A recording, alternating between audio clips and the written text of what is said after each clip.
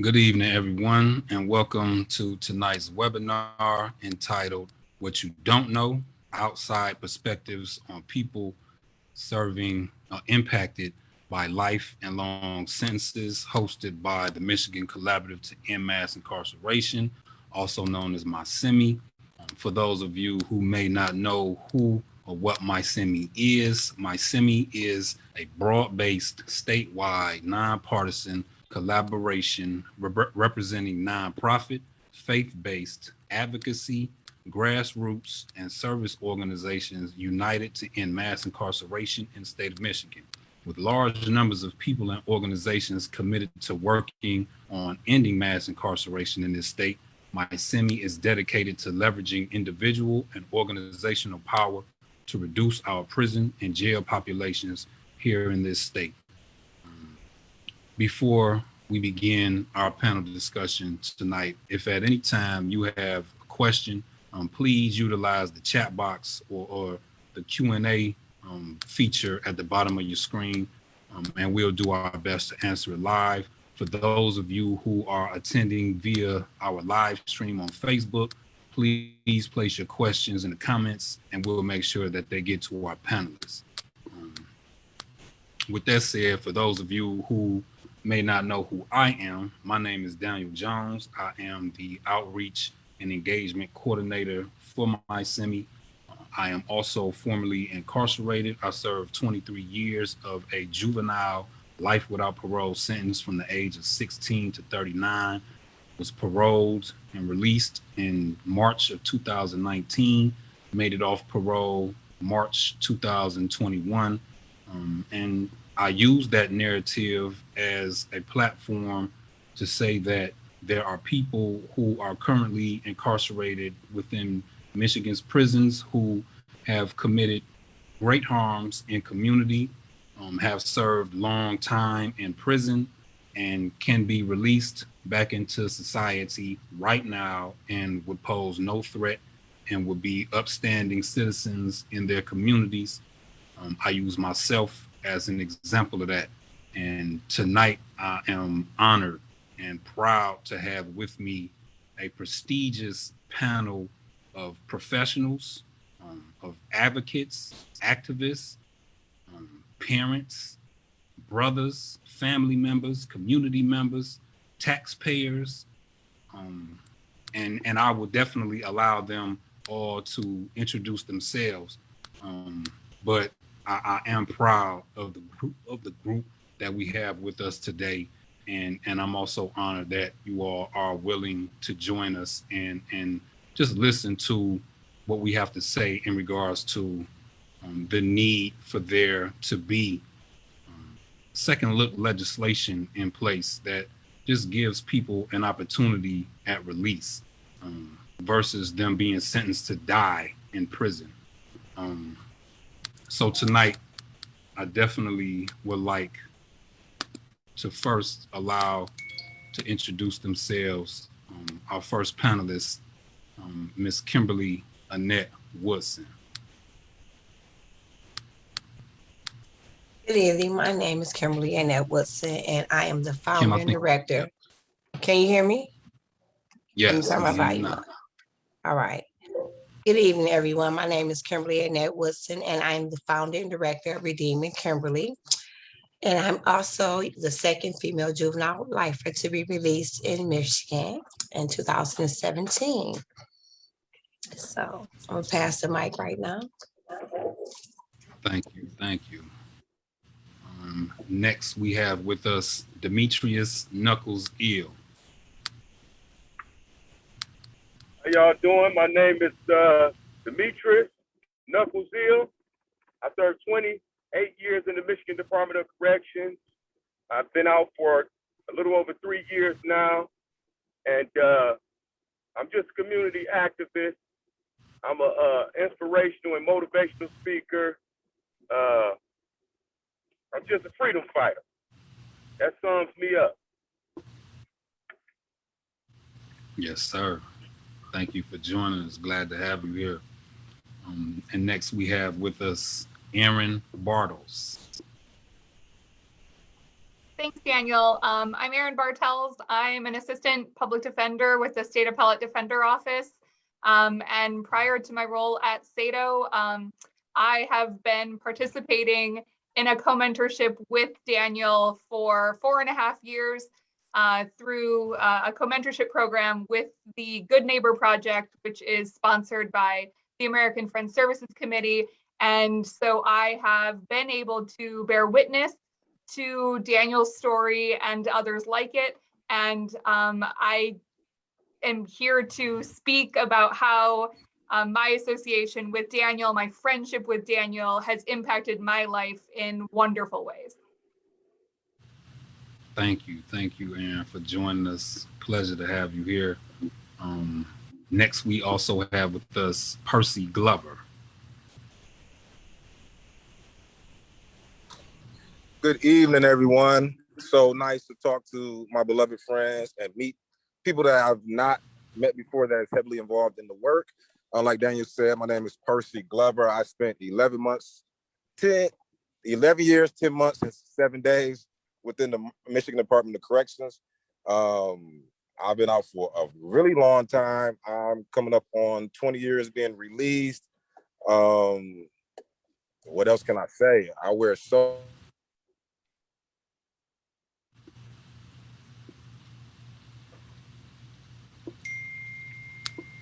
Percy, I don't know if you can hear me or not, but I think your audio may have just gone out.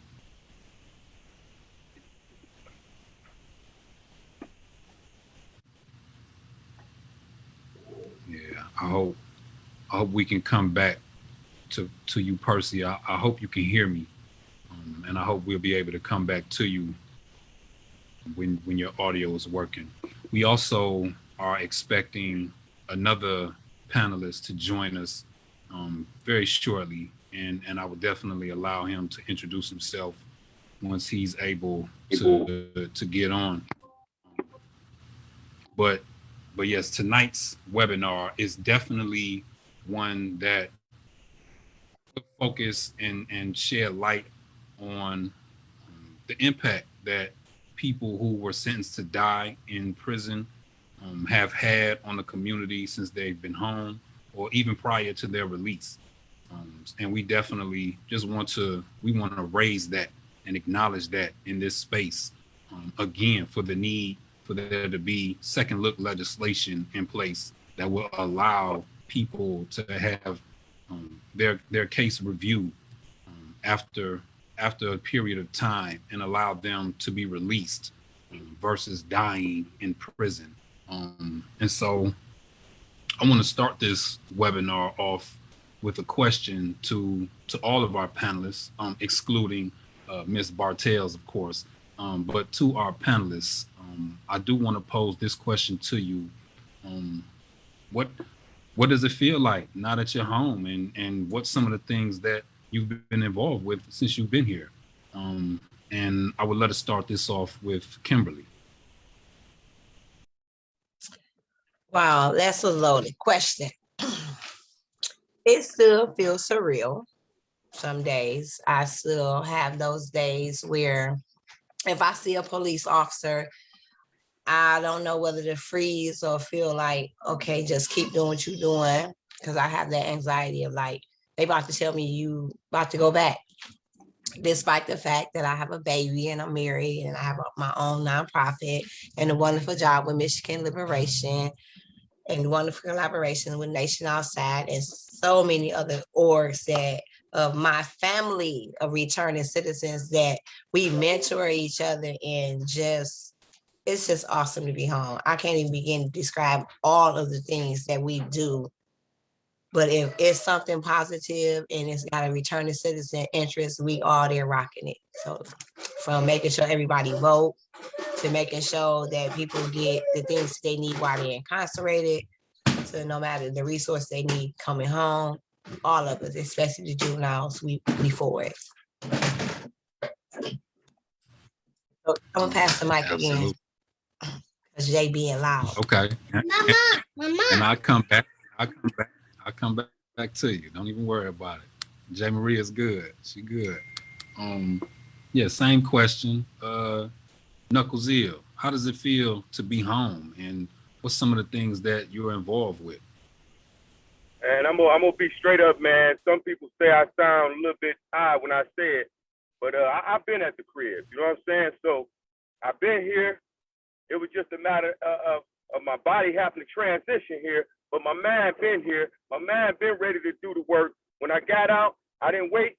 The same week, I was already working on voter campaigns and stuff like that. I got out Thursday. That Monday, I was already out on the doors, knocking on doors, getting people to vote, familiarizing myself with the political landscape of Detroit and Wayne County. And so I'm still on that same mission today, but it's just bigger because now I'm realizing more that we got power.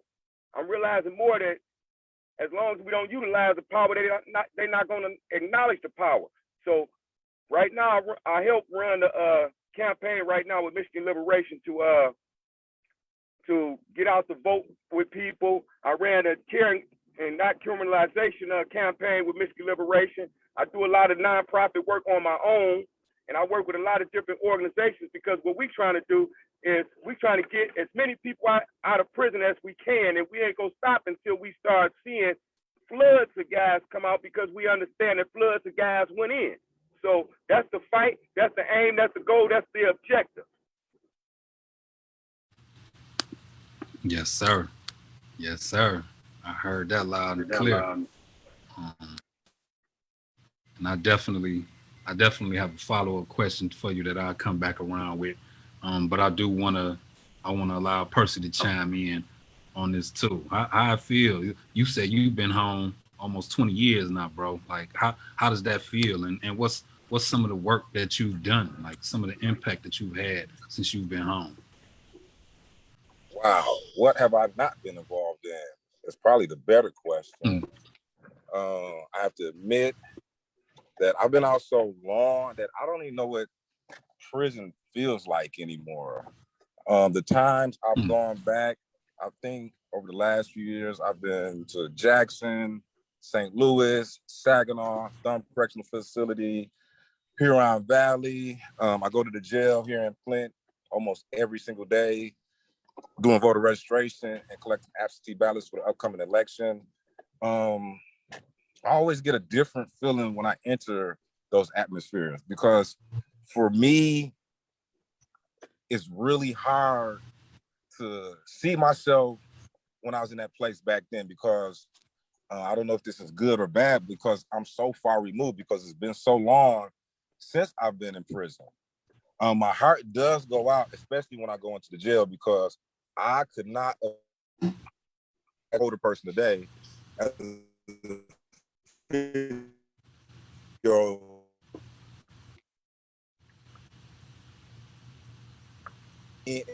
walking around in onesies. I tell them like, hey, out. Please let me know what that can be. Please let me know what that looks like. So what am I involved in? Oh, wow. I've worked a long list of jobs. My community college, University of Michigan, Flint.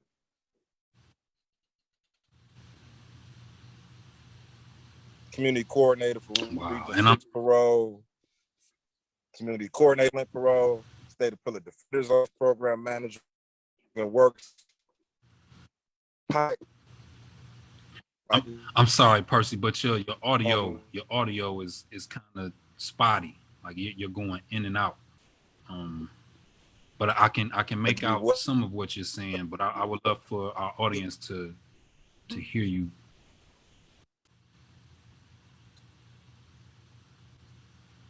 Percy, I don't know if you can hear me. But yeah, your audio is going in and out. But yeah, I want to come back to you also, Percy. But Kimberly, I want to come back to Dan, you. Let me jump on the computer. Just come back. Okay. Yes, sir. Thank you. Yeah, Kimberly, I want to come back to you with a follow-up question. I'm aware of an organization that Redeeming Kimberly. Could you talk to us a little bit more about what that organization is and what it provides, what service it provides to the community? Redeeming Kimberly is my heart and joy. It is my way that I can bring back healing back to my community. I went to prison at 17 and I came home at 47. And for one, the resources that I encountered, I overqualified for a lot of things. So it was very hard because I didn't know how to drive, but I was too old to be able to get driver's ed free. And it was like different little things that I overqualified for, but I really needed because I was stagnated as a youth of certain things that I never got a chance to even participate in. So I began to realize that in getting the resource I need, I had to know someone. And in knowing those people, go ahead, go use the bathroom. Oh, geez. I gotta go. Okay. Okay. And we'll come back to Kim when she's able. Knucklezeel, I wanna follow up with you around the work that I see you doing, passing out food in the communities. Like, can you talk to us about like why you started doing that and why? It's one thing to have something, and it's another thing to have too much of something, because when you got too much, that means you got something to give away. And they say it's an old saying that goes, to whom much is given, much is expected. So the blessings was poured upon us while we was on the inside of them gates. Blessings was poured upon us. So many blessings that we had to start giving away blessings, because they meant nothing if we wasn't giving them away. So when I got out, and I'm realized, first of all, I'm staying with somebody, so I ain't got no rent to pay. I ain't got to buy my own food. So that means any little money I got, I'm looking at people. I'm right here right now, 8 Mile of Gratiot right now. This was exactly where I started at. I'm seeing homeless people. I'm like, man, it shouldn't be this many homeless people. And I don't care if they drug guys, whatever they is. Hey, a lot of us made bad decisions. I can't hold that against them. All I know is they look hungry. So I went to the Dollar Trees. Remember, there wasn't no Dollar Trees before we left. So I went to Dollar Trees. I couldn't believe the stuff costing only $1. And I just bought up a lot of stuff, canned goods and all that. And me and my cousin, we just started cooking the food. And I said, I'm about to take this out here to these people. And that was money out of my own pocket. And afterwards, I just kept doing it. And then I started joining food drives of people that I knew were doing food drives where I have food in bulk. And I started cooking the stuff. But I realized that I was doing more than feeding their body. I was feeding them because I'm always trying to inspire somebody, encourage somebody. So people started donating me clothes. And like, I just got a boatload of clothes just a couple days ago. And they started donating me clothes. So I started doing the same thing. And I said, I have to help somebody with these clothes that I got. So I literally went on 8 Mile and Gratiot, stood out there amongst the drug addicts and everybody that don't nobody else want to be involved with. And I was giving them coats and shoes and sweaters and hoodies. And it just felt good to me because I can remember, and I tell people this story, I can remember that was almost me, and didn't nobody give me nothing. Mm. And people around me had a whole lot, and they just walked right on past me. And it may not have been clothing, it may not have been food, but it may have been knowledge. People didn't help us. That's why a lot of us ended up in prison the way we ended up, because nobody pulled us aside. So I just want to say this in addition to that. One of the efforts that we have made through Michigan Liberation, me, Kim, Ronnie, and Michelle, all juvenile lifers, we helped Karen McDonald get elected out of Oakland County, the prosecutor. We helped her get elected. I drove one of the trucks with her big sign on it. She called us, she said in 100 days, she gonna call us into a meeting, and she gonna listen to some of our complaints and suggestions, and she gonna try to follow through with them in 100 days. Well, within 30 days, she called us into that meeting. She asked us what suggestions do we have to make. We said it's 22 or 23 juvenile lifers in your county, and we would want them resentenced. So all of her prosecutor team talked to all of us, had lunch with us. She said, we're going to take a look into that, and we'll get back with y'all. So a woman of her word, she called us back a few days, had a meeting with us again, and she said that I think it was every single juvenile lifer in her county was about to get resentenced except one. Hey, that's the work that we do. So we left with a win-win-win no matter what. And and one of the people I think is out, or they about to get out. They about to get out in the next month or so.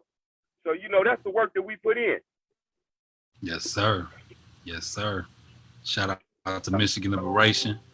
Everyone that was involved with those meetings with Karen McDonald, definitely appreciate that. And now I want to switch gears a little bit and move over to our panelist, Ms. Bartels. Aaron, you definitely have a unique experience with someone who was sentenced to die in prison. Could you share with us a little bit about that, or a lot of bit, if you would like? Yeah, I'd love to. I can talk all day about you. So as I said earlier, I have known Daniel for 4.5 years, excuse me. And it goes back to 2017. I served on a jury trial. It was a criminal trial, and it was my first introduction to the criminal legal system. And after going through that process, I said, I have to get involved. This human, the defendant, is a human being with human experiences, and I just have to learn more. And so Daniel and I laughed. I literally Googled how to communicate with incarcerated person, and up popped the Good Neighbor Project. And so I applied to be a participant in their co-mentorship program.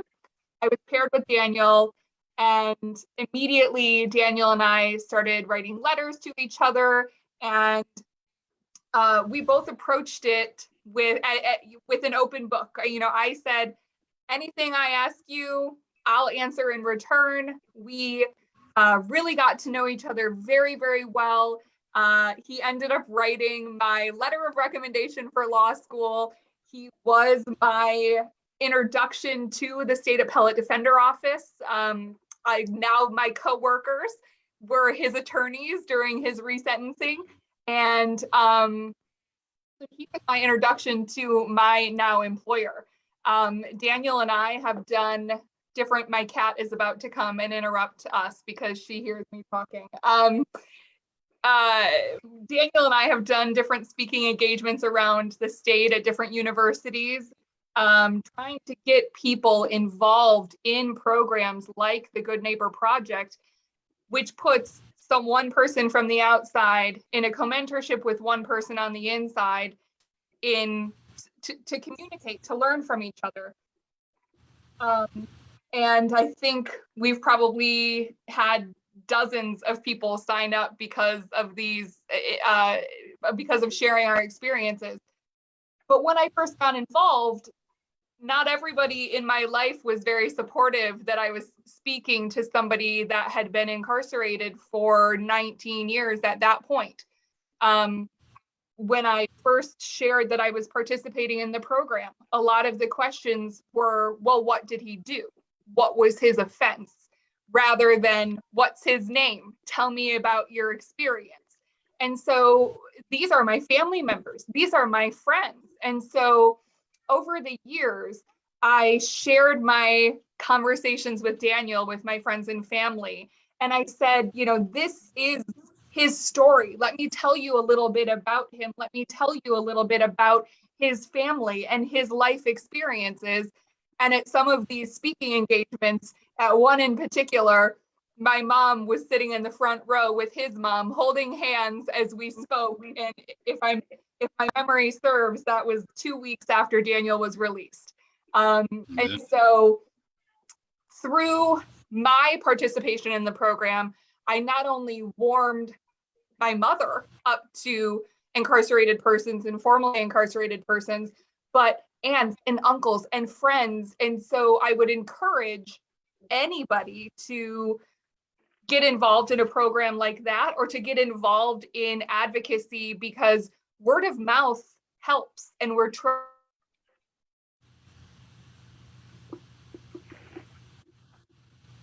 Ooh. Um, we're trying to provide perspective, and I think that we can only do this by bearing witness to people's stories and to sharing them. Yeah, thank you so much for sharing that, Aaron, and shout out to American Friends Service Committee and the Good Neighbor Project. That definitely is a program that helps shift the narrative, as Aaron just described, with her being able to confront the misconceptions or the stereotypes that often plague people's minds when in regards to people that are currently as well as formerly incarcerated. And that's exactly why we're here doing this webinar now. Hopefully we can just allow people to see the humanity within people who are sentenced to die in prison, who were looked at as less than human and just thrown away with no disregard. So yes, I definitely am honored and hopeful that what we are doing here today can ultimately just shift and shape the hearts and minds of decision makers in the state of Michigan, and allow for people to be given a second look, instead of just being sentenced to death in prison. Percy, I would love to come back to you. I hope now your audio is working a lot better, because it's a narrative that you often share about how, because you've been home for close to 20 years now, that when you first came home, there weren't a lot of resources. The narrative was starch on tough on crime and the war on crime. It was a lot of that rhetoric going on. And as sad as this is to say right now, because so many people have gone in and out of the prison system, that there are a lot more resources and opportunities for people formerly incarcerated to come home and get involved in. And I would love for you to talk more to that, Percy, especially in regards to you being an author. Could you speak to that, please? Cool beans. Can everybody hear me clearly now? Yes, sir. Cool. Yeah, and I talk about this frequently. I know Daniel and Kim have heard me say this so many times, that the culture was polar opposite when I was released from prison back then. You didn't have any support. You didn't have any resources. You could not find a job. It was insanely difficult. Something else that I share quite often is that I was released December 31st, New Year's Eve. That Friday, that Tuesday, I was a student in the classroom at my community college. And one of the first things that faculty and staff said to me was, "What the F are you doing here? You will never graduate." So that's just one example of how intense the culture was back then. Society was so unforgiving. And it's beautiful now that we have developed to a much greater place. That culture back then was so evil that people didn't realize that they were part of the problem in people slipping and going back to prison. I mean, people didn't understand that something as small but big for some people, not being able to find a job, not being able to take care of themselves, was major. If I can't feed, I can't clothe, I can't find shelter for myself, my last and only choice is going back to what I know. I mean, I've even felt those same temptations myself early on. So there was a cycle, and people could probably say it wasn't intentional, but I believe it was intentional because it was too profitable. Seeing people locked up turned into $1 billion industry. So people were able to make money. And the interesting thing today is that some of those same people that made a lot of money and locking people up are some of the same people that are making money today as so-called advocates. You know, so the narrative is, for me, is really interesting because some of them same people who were on the other side of the fence and were enemies back then are now in responsible ways and in healthy ways, some in unhealthy ways, being honest, are now allies, you know. But looking more to the positive, you know, some people it was just education for them. You know, some people they just didn't understand. This past Saturday, Daniel came and supported the event, and one term that is really bothersome for me is the term mass incarceration. And people always say, why? I say the term mass incarceration is used too broadly and too loosely for entire groups of people. When you look at mass incarceration and look at who's been massively incarcerated, that only applies to Black men in America. No other group across the world has been locked up at the rate or at the pace that Black men have been incarcerated. So, and it was really refreshing that I was able to share that with a group of people, and the response surprised me. They was like, Percy, wow, we never even thought about it like that. We never even considered it. But the cool thing for me is that those conversations are now available. That before 15, 20 years ago, people wouldn't even stop to even listen, you know? So when I say I really embrace the culture today, I really embrace the family and the energy and the connectedness with so many people, so eagerly, excitedly, and emotionally involved with all of this work, man, I clap for joy. Because when I say it was very lonely, and I've been in a lot of meetings with a lot of people from a few different colleges, universities, workforce development, MWAs across the state who did not understand. And it was literally argument, verbal fights across the board. Those first 5 to 8 years, I love the culture we have today. You know, it's so needed. It's so impactful. We are human. I remember a long time ago, and like you, Aaron, I could talk for a very long time. I remember a professor at Mott told me a long time ago, she said, Percy, there's no person that is 100% good all the time. There's no person that's 100% bad 100% of the time. You know, we all have our moments. We all have our challenges, but the criminal justice has been so mean. Society has been so mean that they did not encourage or support when people were developing and looking to be different people. But again, it became such a profitable industry and became such a cash cow. Why would they? Again, the Michigan Department of Corrections is a $2 billion budget and has been $2 billion plus for a very long time. And that is not a knock to the current administration. That is a knock to the culture and the systems that has to be destroyed. And there has to be some real intent in destroying those systems.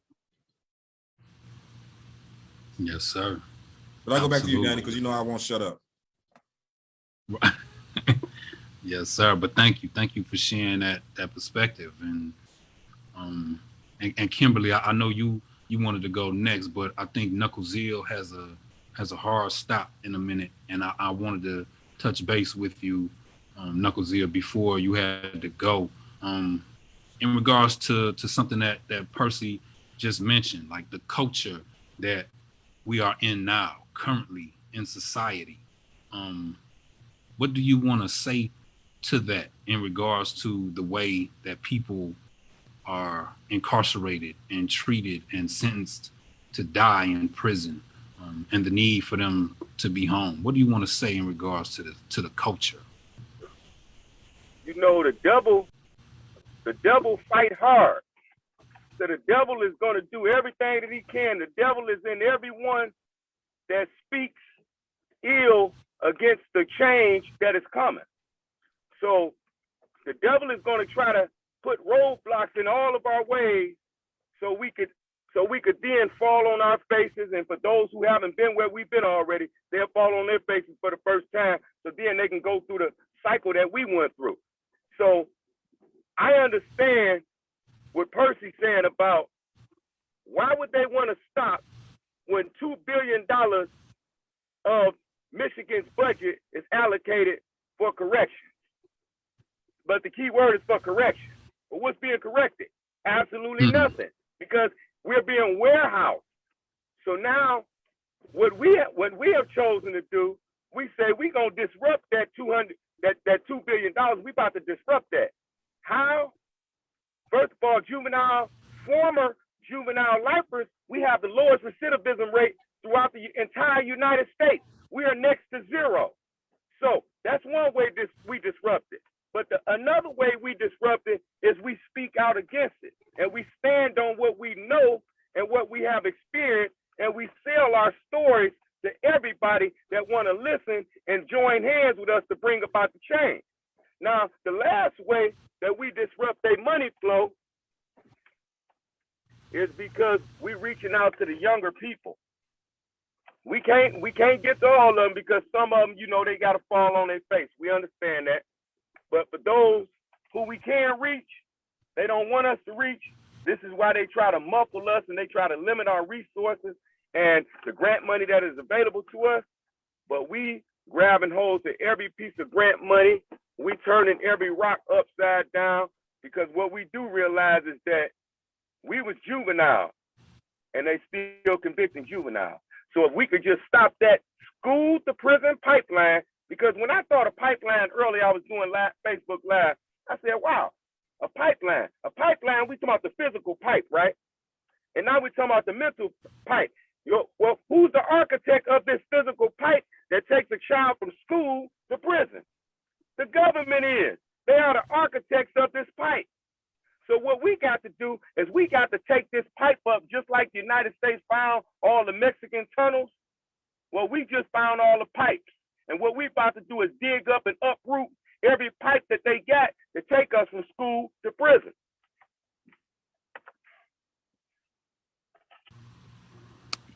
Yes, sir. Yes, sir. Point blank, period. Thank you for expressing that. And Kimberly, I know you wanted to speak more, of course, about the work that you're doing with your nonprofit organization, Redeeming Kimberly. But I also want you to briefly just speak to your experiences home. Like, I know society often looks at, like, as Percy just it spoke to, Black men are the ones that are mass incarcerated. And it isn't too often that we hear about the experiences of women who have been incarcerated but are now home. I would love to hear more about what it is that you're involved with and what it is that you're doing, the impact that you're having in the community with Redeeming Kimberly.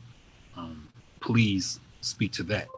Redeeming Kimberly is basically a product of my first experiences when I first came home, and the lack of resources that was geared towards females in general. It was like I said, I was overqualified for a lot of things. I had to get some assistance from Michigan Works, but they made me take an entry carpentry class to be able to get a job in a field that I had national certification from Department of Corrections. 3 years worth of certification, but they wanted me to go through a 16-week program. And during that course, I realized I had to get on the bus. And then I began to realize that, wow, I can't carry mace. I can't carry a pocket knife.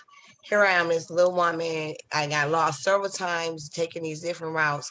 Why is there not any resources for females coming home? Because y'all come home, y'all buff, y'all big. People get the heck out the way when y'all walking down the street. Y'all ain't got no worries. They say, oh, yeah, they find a female in that's locked up 29 years or decades. They really begin to try to take advantage of that individual.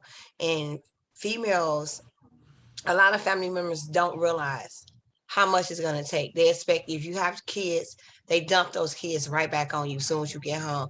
You can't even get yourself together. You can't get qualified to get a job because, one, society looks down on us as female returning citizens because they feel like we should have not committed a crime as a woman.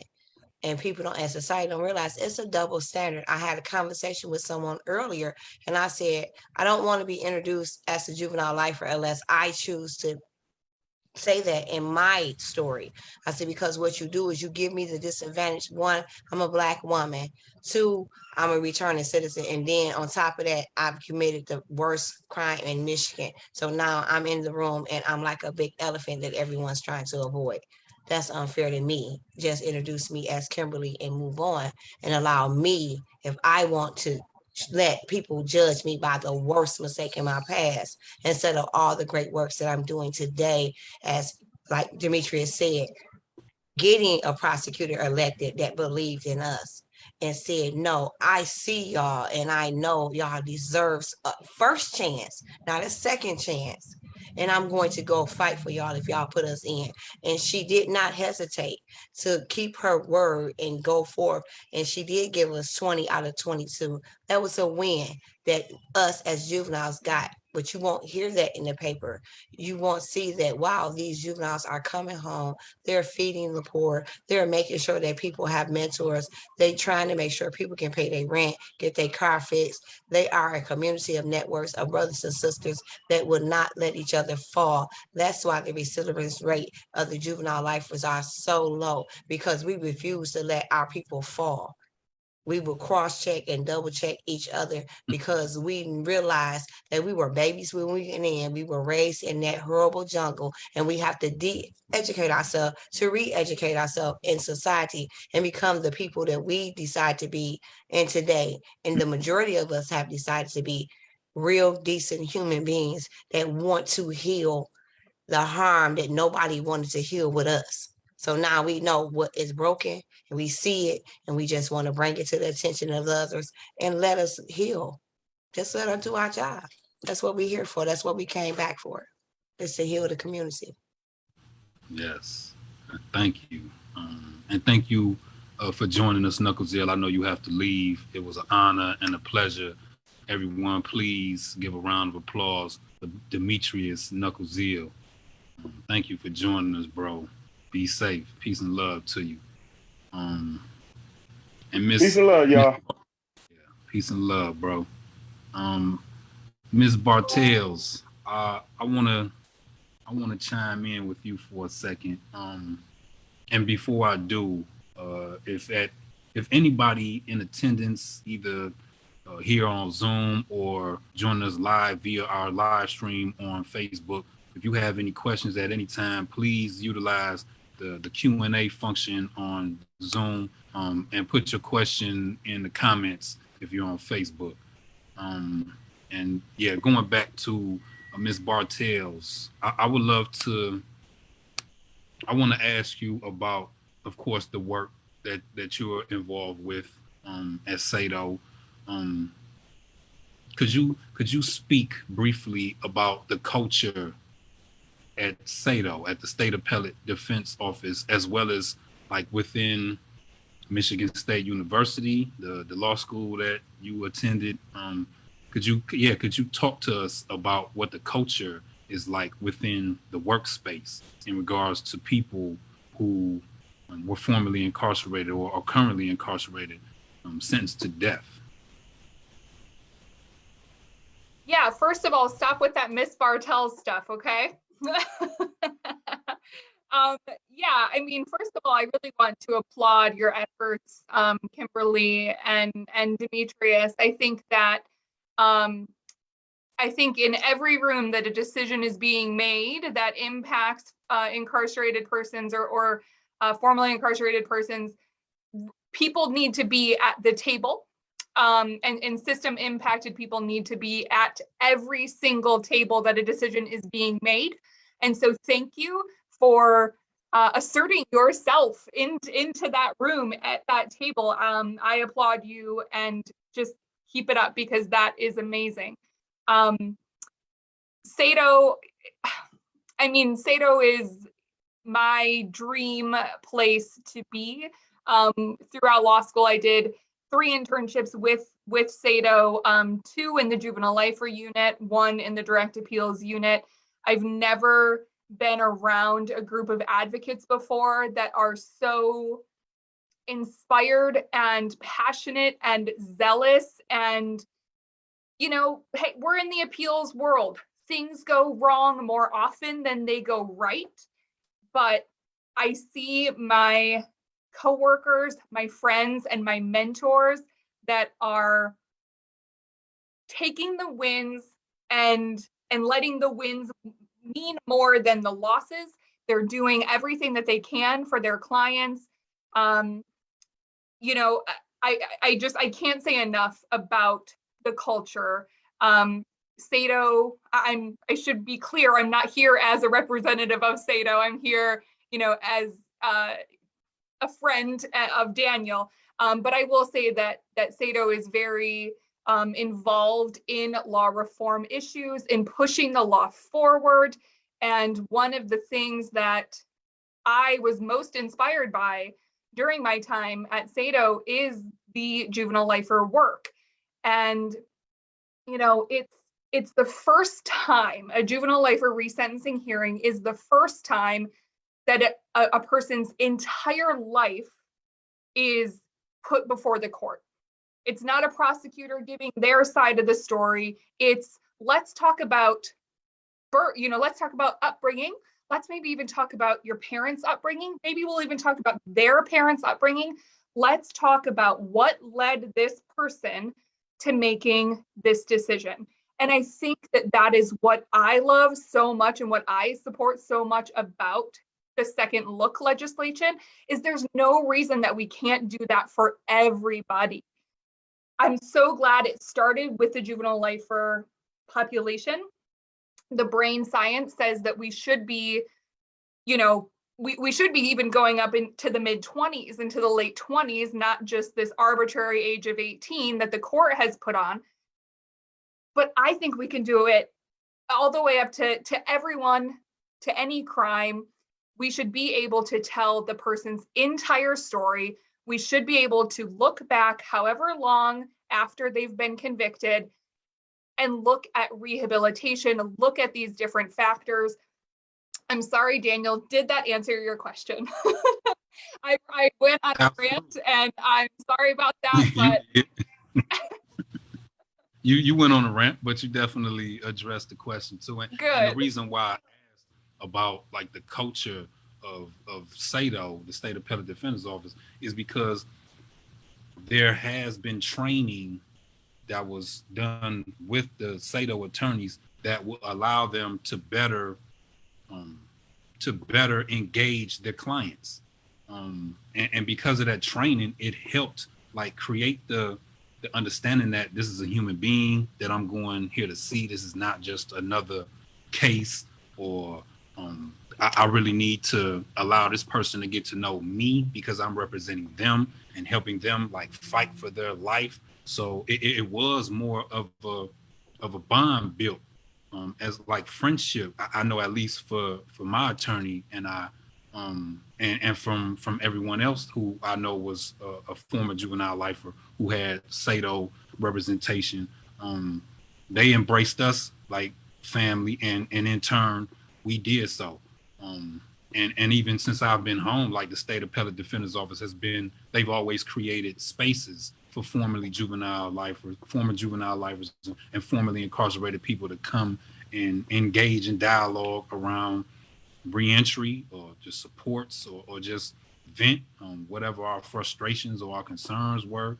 And also just being able to check in with one another like Kim spoke to, and just support one another and mentor one another. So that type of culture, it needs to be bigger. It needs to be broadened. It needs to be duplicated in other areas that, especially those areas that have a large percentage of their population currently incarcerated.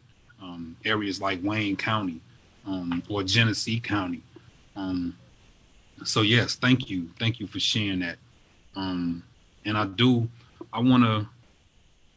I see a couple of comments in the chat box. And thank you, Paula, for putting that in there. Somebody needs to tell the governor that the parole board doesn't have a formerly convicted member at the table. That's absolutely correct. And I see a question that's in the chat box. How can I get involved with the Good Neighbors Project?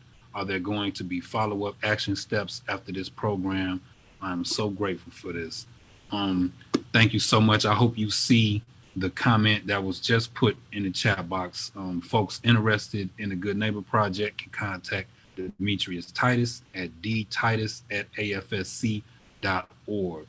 Um, yes. Um, Shout out again to AFSC and the Good Neighbor Project. Um, Hey, and yeah, Daniel. again, yes. I'm also going to put my personal email in the chat. If anyone is interested in talking about my experience with the Good Neighbor Project, I am more than willing. Please, please, please contact me. I'd love to talk to you about it. Definitely. Definitely. And thank you. Thank you, Aaron. And also, I definitely will put my email address into chat box for anybody who would like to reach out to me and learn how to get involved, join the Michigan Collaborative to End Mass Incarceration, find out more about our priority projects, what we're working on right now and through the next fiscal year. Definitely reach out to me. At this time, I want to give our panelists some opportunity and time to plug anything that you would like. Kimberly, is it anything that you would like to speak to? Any events that you have coming up, or anything that you would just like to share? Any closing comments? Yes, yes. This Thursday, October the 14th, the National Lifers Association will be having a Lifers rally. As a former juvenile lifer myself, this is near and dear to my heart. If you have any loved one that is incarcerated or you know someone that is incarcerated, please send somebody there to represent those who have long-term sentences like life sentences. These people are overlooked in so many areas. Like right now, the juvenile lifers who took cops to second degree is now serving more time than the first degree lifers, and they don't care. And it's like, are you serious? Lifers are so overlooked. Please come out and support it at the Capitol in Lansing from 12 to 4. Please come out and be there. Hold your sign up with your loved one's name.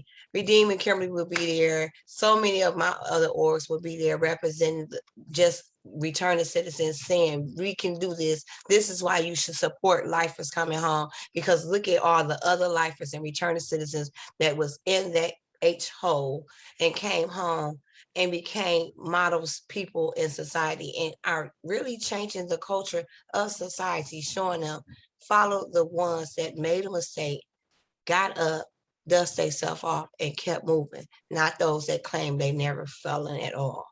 I don't want to follow them people. God bless. I hope to see y'all Thursday. Definitely. Thank you.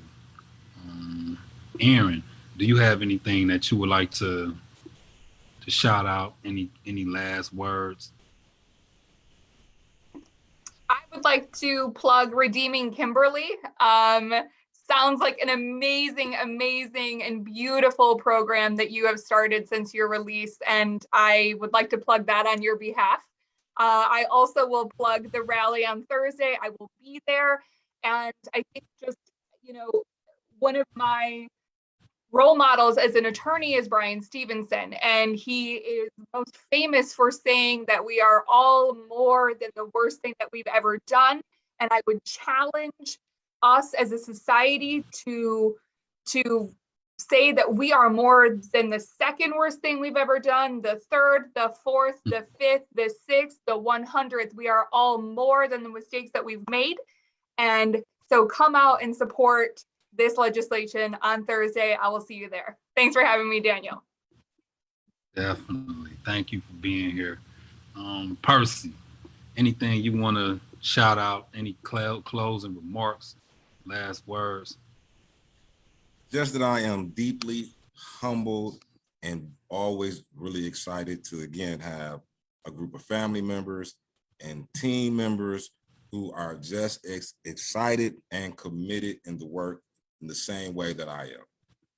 I really appreciate everyone on an everyday basis, whether it is Kimberly Woodson and Redeeming Kimberly, whether it's VAC, Nation Outside, Daniel Jones, Johnny Allen Bay, Ashley Golden, Anthony Gant Bay Sr., Kevin Harris, et cetera, et cetera, et cetera, et cetera. Long list of outstanding people who I can call on at a whim for any and everything, who is heavily engaged in creating change across the state of Michigan, across the country, and across the world. Love everyone. Thank you. Love you too, bro. Thank you. Yes, and I definitely would like to thank everyone who has attended this evening's webinar. If it was anything that you were able to take from tonight's conversation, I hope you were able to hear about, of course, the struggles for people who have served long time in prison, and when released, due to there being a lack of resources, a lack of opportunity, but because so many people have been directly impacted by the prison industrial complex, and have now been released, that there are more resources, more opportunities in place for formerly incarcerated people. But at the same time, those opportunities and those resources need to be built out. We need more, because there are few that people can take advantage of and really create a living for themselves. So we do need to grow out our job opportunities, our licensing opportunities, and just employment opportunities all together for people when they come home after serving a long time in prison. And another thing that I hope that you all were able to take was just based on the nature of our conversation, the way that the people on the panel were able to interact with one another. These were people, all with the exception of Percy. These were people who were sentenced to either die in prison or were sentenced to a long, indeterminate sentence. And despite that, we were still able to tap into a sense of humanity and care and compassion, even while in prison. And this is what has helped us develop into who we are today, and allows us to be involved in the work that we're involved with, in the communities that we are part of. That has allowed us to re-enter society and be looked upon, be called upon, not only for us to speak about our personal experiences in regards to being incarcerated, but to call upon us for insight and advice as to how we can better connect as a community, as human beings. One thing that I've heard from people that have witnessed like the camaraderie of formerly incarcerated people is like, how did y'all form those type of bonds in prison? Like, they couldn't understand it because of the view of prison and what it is. And while prison, of course, is a cold and harsh place, it's human beings that are inside of it that have love innately built within them, that they are able to tap into, and that they yearn to belong and to attach that love to something that is meaningful. It's hard to attach love to a brick wall and a concrete slab and some metal bars. We need that human interaction. We need to be able to tap in with our loved ones, our families. That's something that the prison industrial complex seeks to impede upon. So again, Thursday, October 14th, starting at noon, there will be a rally in the state capitol in regards to second look legislation, and just giving people an opportunity to come home and be reunited with their family. And in no way in no way at all do we seek to minimize the harms that have been caused in the families who have been victimized and has suffered at the hands of us, of myself. But at the same time, we live our lives and we do this work in honor of those who have been victimized, who have lost their lives. And we try to promote the need to change the entire culture where people don't lash out and victimize others. We do wish to promote restorative and transformative justice and healing. And on that note, again, I hope you all can join us Thursday at noon for the rally in support of second look legislation. I hope that you all walk away from this with the new sense of who people in prison are and people who are formerly incarcerated. I thank you all for joining us. Hope to see you Thursday. Peace and love. Have a good night.